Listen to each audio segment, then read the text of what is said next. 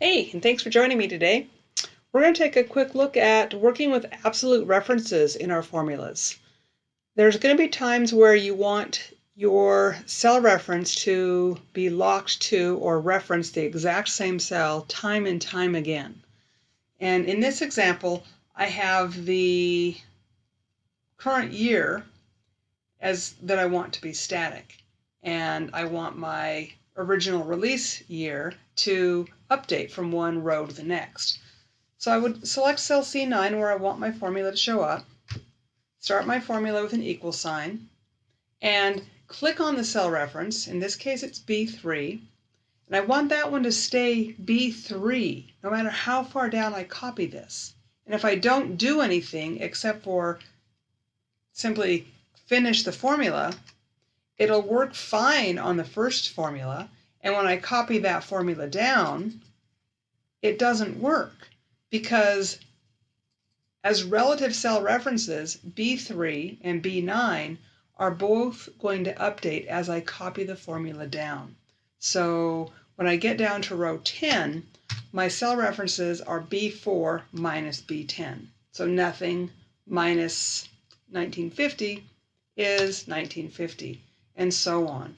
And then I get an error down here on row 14 because Excel cannot subtract numbers from words. So it didn't work. What I need to do instead of using relative cell references is lock cell B3 as the absolute reference. I could have done it to begin with, but since I already have the formula in place, I'm going to put my cursor active in the cell reference B3, and then I'm going to press F4. Pressing F4 turns on the $ for both the column and the row. On a Mac, you're going to use a command T. Will give you the same results. On my Windows computer, F4, every time I press it, will toggle or switch the cell reference lock from column and row to row only to column only to off. And I could press it all day long and it's just going to keep on switching back and forth between one setting or the next. In this example, I'm going to leave it locked on column and row. And then after I hit enter, I'm going to use the fill handle and copy it down. And you'll see that now I do get an accurate calculation. And if I put each of these into edit, you can see B3 stayed locked. The row reference for the original release date updates. For each example, B3 stays locked in place, and the formula subtracts whatever's in B3 minus whatever's right next door.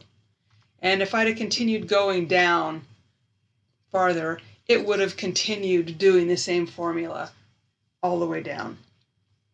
Okay?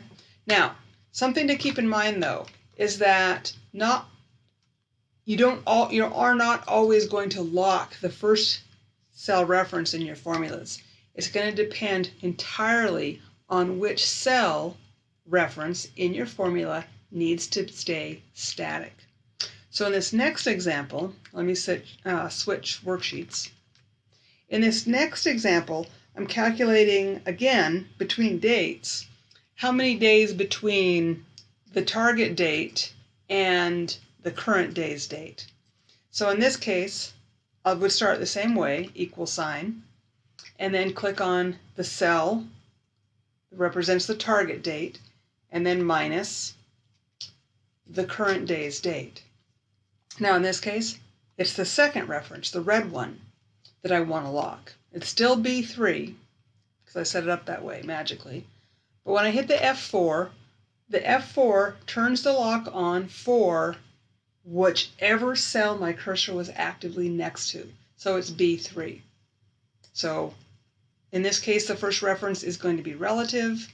The second reference is locked. And when I copy that formula down,